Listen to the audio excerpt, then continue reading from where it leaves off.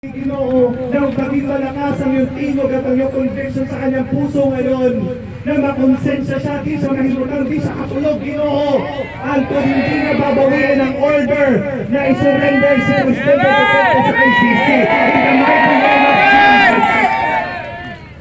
Lord, we pray sa mga oras na ito na ginaandam na ni President Duterte ang kanyang kaugaligon pagkatubang sa tribunal dito sa ICC sa alas 9 sa gabi.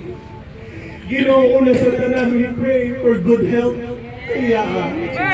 Lord, he is almost 80 years old. Luya na siya sakit diabetes ang kuban pa.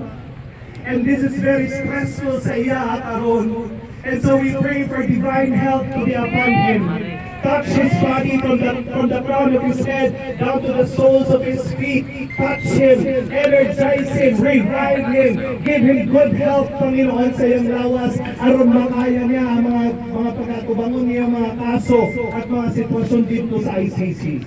We pray for sharp mind. Salamat dahil bisan 80 years old siya, nakita na mo, napaka-sharp nga po na kanyang reasoning power, napaka-sharp nga po na kanyang judgment. And so we pray na mas ma-sharpen pa, Panginoon, na kanyang mental state, mas ma-sharpen pa, Panginoon, na kanyang judgment. Lord, we pray na pumustorya na siya dito at tubangan sa tribunal, baka ng mga saktugyog na mga pulong ang iyang nastorya dito sa tribunal. Kanang sakto gyud dihugan nimo ang mga pulong na mugwa sa iyang baba, Ginoo, na ma-prove niya na he is innocent sa ibinibintang sa kanya ng mga kaso. And Lord, we pray, Holy Spirit, be in the midst of the ICC Tribunal Court sa pagsugod pa lang ng hearing mamayang alas 9 na ang mga judges